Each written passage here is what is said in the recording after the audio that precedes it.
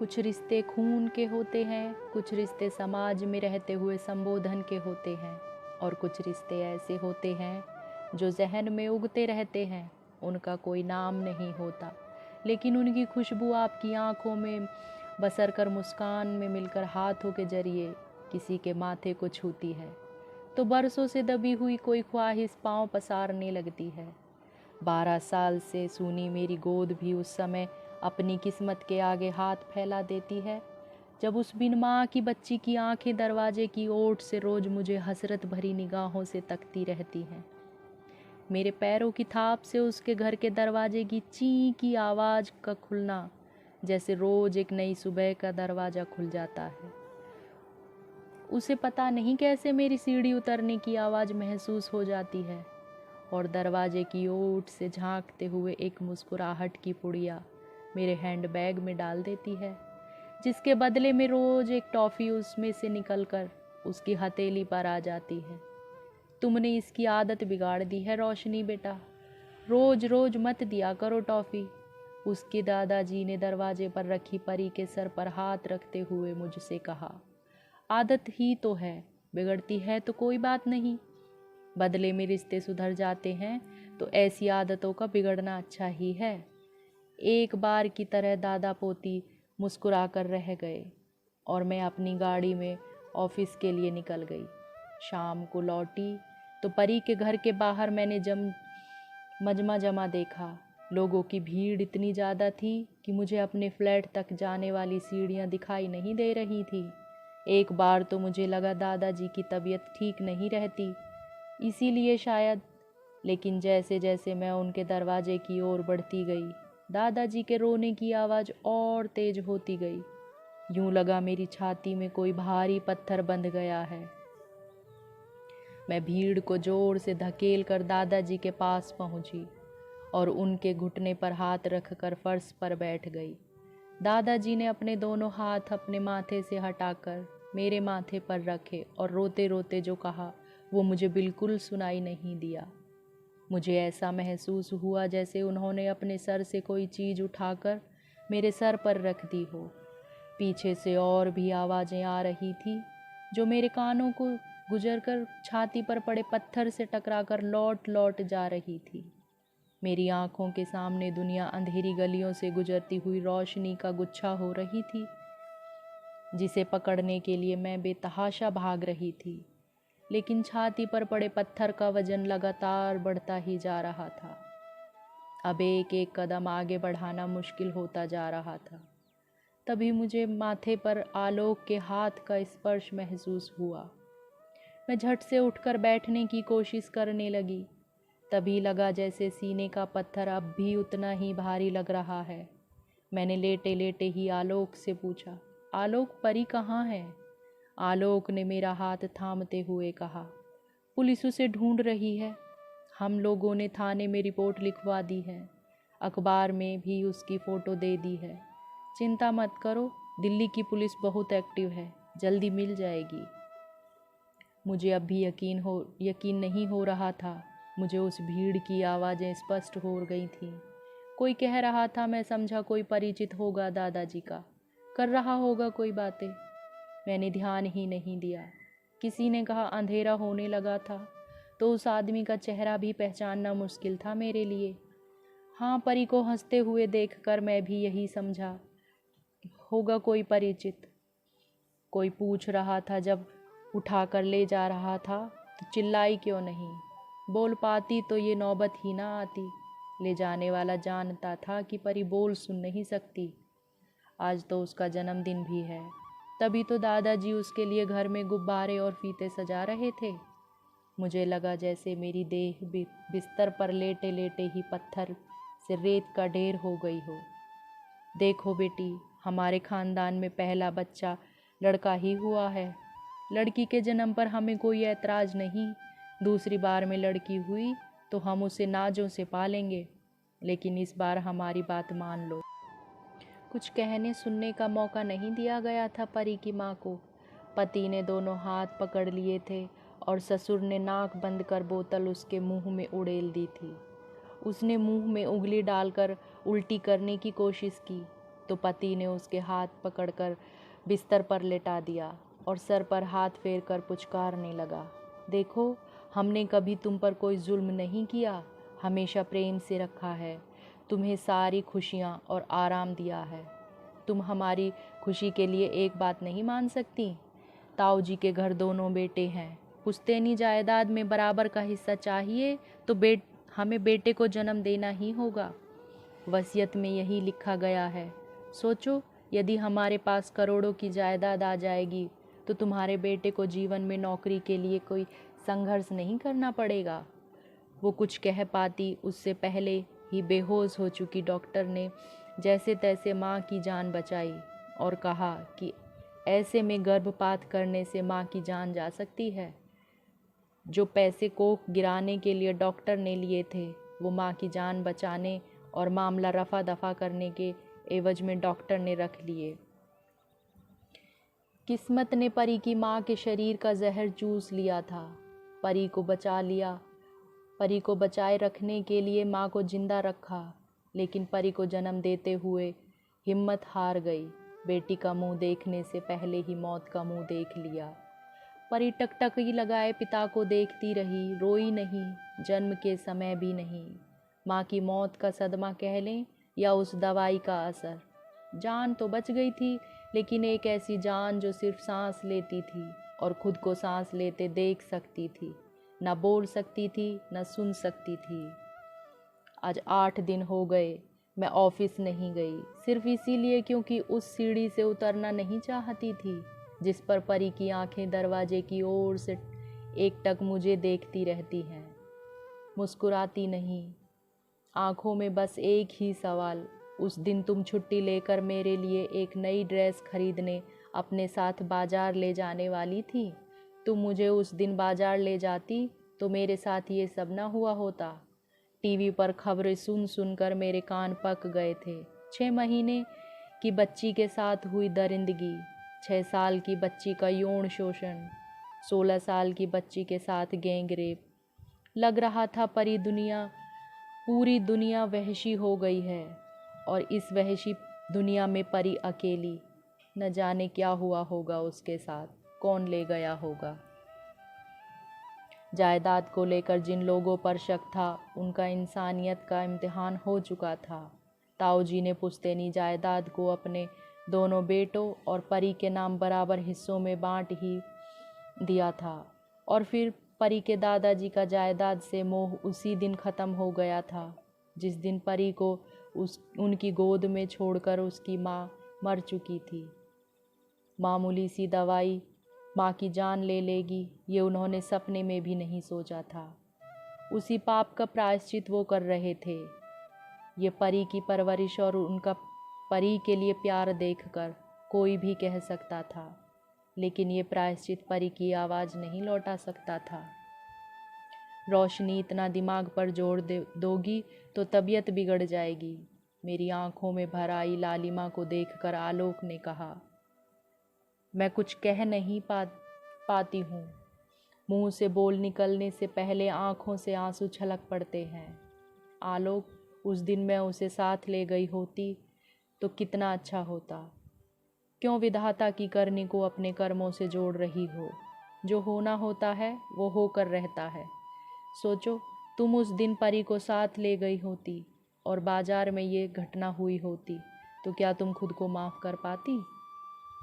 आलोक की बातों ने घटना को एक नए सिरे से सोचने पर विवश कर दिया। घटनाएं हमारे वश में नहीं होती, हमारे जरिए होती हैं। मैं इस दुर्घटना में शामिल न होकर भी शामिल हूँ और प्रायश्चित में भी। आलोक ने चाय मेरे हाथ में थमाते हुए कहा, चलो उठो, ऑफिस का टाइम हो गया है। आज मैं तुम्हें छोड़ आता हूँ, शाम को लेने भी आऊँगा। कल से खुद ही चली जाया करना। मैंने चाय ख़त्म ही की थी। जैसे ही हैंडबैग उठाया मैंने मुंह से चीख निकल गई। मेरे पूरे हाथ पर लाल चींटियां चल रही थी। आलोक ने झट से मेरे हाथ से हैंड बैग ले लिया और ज़मीन पर पलट दिया। परी के जन्मदिन के लिए मैंने कुछ चॉकलेट खरीदी थी, उसे देने के लिए और उस दिन की घटना के बाद बैग का कोई काम नहीं पड़ा तो कोने वाली टेबल पर पड़ा रह गया। इन 8-10 दिनों में चींटियों ने सारी चॉकलेट को कुतर कर खा लिया था। अब भी उसके रैपर से चिपकी हुई थी। मेरे हाथ से चींटियां धीरे धीरे परी के हाथ पर चढ़ने लगी थीं।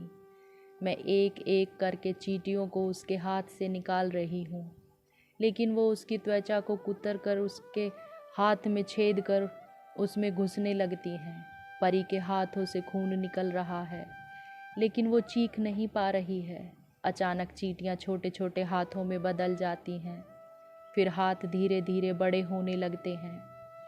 मेरे सपने मुझे जीने नहीं दे रहे थे और मैं अपने इस विश्वास को मरने नहीं दे रही थी कि परी को कुछ नहीं हुआ है। वो जहाँ भी है सही सलामत है। परी अंधेरे कमरे में डरी सहमी सी पड़ी है। उसे नहीं पता वो कहाँ है। 2 महीने हो चुके हैं, वो घर से बाहर नहीं निकली है। खाना पानी दे दिया जाता है, लेकिन वो 2 महीनों से नहाई नहीं है। बालों में कंघी न होने से जुएं पड़ गई हैं। दोनों हाथ से खुजा खुजा कर बाल जटा हो चुके थे। बाजू में संडास की बदबू जब बर्दाश्त के बाहर हो गई तो परी ने उस आदमी को उस बात के लिए हाँ कर दिया जिसके लिए पिछले 2 महीने से वो मना करती आई थी। उस साहसी लड़की का साहस पूरे कमरे में बदबू बनकर घुल चुका था। उसके कपड़े इन 2 महीनों में वैसे भी इतने गंदे हो चुके थे और चेहरे का हाल इतना बदतर कि कोई भी उसे गरीब पागल लड़की समझकर भीख दे देता। उसकी हामी के बाद उसे हाथ में एक कटोरा पकड़ा दिया गया था। वो सुबह से भूखी प्यासी मांगने निकल जाती और जो कोई भी पैसे के अलावा कुछ देता तो खाकर शाम को पैसे उस आदमी के हवाले कर देती। बदले में आदमी उसे रात का खाना दे देता। 4 दिन हो गए थे उसे भीख मांगते हुए, लेकिन अब भी उसे नहाने के लिए कपड़े और साबुन नहीं दिया गया था। कुछ दिन तक तो उसने गौर किया था कि कोई आदमी हमेशा उसके पीछे रहता है, लेकिन जब उन लोगों को यकीन हो गया कि अब लड़की भाग कर कहीं नहीं जाएगी तो उसका पीछा करना बंद कर दिया था। इस बात का फ़ायदा उठाकर परी भीख में कहीं साबुन का टुकड़ा और पुरानी फ्रॉक ले आई थी। उस पुरानी फ्रॉक को हाथ में ली तो उसे अपना पुराना घर याद आ गया और याद आई वो फूलों वाली फ्रॉक जो रोशनी ने उसे पिछले जन्मदिन पर दी थी। फ्रॉक हाथ में लेकर वो फूट फूट कर रो दी। इंसान चीख कर रो ले तो उसका दुख आधा रह जाए, लेकिन परी की किस्मत तो जैसे उसके गले की गांठ हो गई थी। ना वो चीख सकती थी, ना खुद को चीखते हुए सुन सकती थी। पूरे 75 दिन बाद वो नहाई थी। बाल उसने पहली बार अपने आप धोया था तो साबुन आँखों में चला गया था। देखने वाले को पता भी न चले कि उसकी आँखें लाल क्यों हो रही हैं। वैसे भी उसे देखने वाला वहाँ था ही कौन। रात में चुपके से ठंडे पानी से नहाने और खूब देर तक गीले रहने से उसे ठंड लग गई थी। रात भर बुखार में तपती रही तो अगले दिन भीख मांगने नहीं जा सकी। यूँ भी उस दिन भर बारिश होने के कारण उसे भीख मांगने भेजने का कोई फ़ायदा नहीं था। बाहर बरसते तेज पानी के आगे उसकी आंखों के आंसू कुछ नहीं थे। वो ज़मीन पर अपने लिए बिस्तर बिछाए जाने वाली दरी पर पड़े पड़े घर वालों को याद कर रही थी। तभी उसे अपने पैरों पर कुछ गीला सा लगा। उसने बड़ी मुश्किल से आंखें खोली तो देखा दरवाजे से पानी बहकर अंदर आ रहा है और दरी भीग रही है। पानी का बहाव धीरे धीरे बढ़ रहा था। उसे समझ नहीं आ रहा था कि क्या हो रहा है। दरवाज़ा अधिकतर बाहर से बंद रहता है तो वो खोल कर भी नहीं देख सकती थी। पानी अब उसके टखनों तक आ चुका था। वो दौड़कर बाथरूम में गई और वहाँ पड़ी प्लास्टिक की चौकी को कमरे में लाकर उस पर खड़ी हो गई। उसने अपनी इकलौती गुलाबी फ्रॉक को खूंटी से उतार लिया और उसे अपने सर पर बांध लिया। उसे थोड़ी गर्माहट मिली, लेकिन बुखार में तप रहे शरीर पर जैसे जैसे पानी चढ़ता गया उसके बदन का ताप उतरता गया। लेकिन उसे महसूस हो रहा था जैसे शरीर के अंदर आग सी लगी है। इतने में दरवाजे जोर जोर से हिलते हुए दिखाई दिए, जैसे कोई बाहर से उसे धकेल रहा हो। उसकी आंखें चढ़ने लगी थीं और आंखें बंद होने से पहले वो सिर्फ इतना देख पाई थी कि दरवाज़ा टूट गया है और पानी का सैलाब कमरे में दाखिल हो रहा है। चारों ओर से पानी जैसे क्रोध में आग बरस रहा था। कहीं कोई जानवर ऊपर पानी में तैर आया था तो कोई घर उसकी आगोश में समा गया था। जगह जगह राहत के लिए भेजी गई नाव लोगों को बचाने के लिए जी जान से जुटी थी। चारों ओर हाहाकार मचा हुआ था। पानी का क्रोध कम हुआ तो लोग अपने अपने घर वालों को ढूंढने निकल पड़े। कहीं निराशा हाथ आई तो कहीं आशा। किसी बच्ची की किलकारी बनकर गूंज जाती और माँ की निगाहें बच्चे को खोजती हुई पूरी पानी में डूब जाती। लेकिन परी, उसे खोजने कोई नहीं आया तो किस्मत उसे खोजने निकल पड़ी। कहीं दूर दरवाजे नुमा पट्टिए पर सर पर गुलाबी कपड़ा बांधे कोई छोटा सा शरीर नजर आ रहा था। लोगों ने खूब आवाज़ें दी, लेकिन इतना करीब होते हुए भी वो आवाज़ें उसके कानों में नहीं पड़ रही थी। राहत सेना का एक नौजवान फौजी पानी में कूद पड़ा। सबने उसे सावधान किया, आगे गड्ढा है। जरा सी चूक हुई तो उसका खुद का शरीर इतने गहरे पानी में कहाँ खो जाएगा उसे पता भी नहीं चलेगा।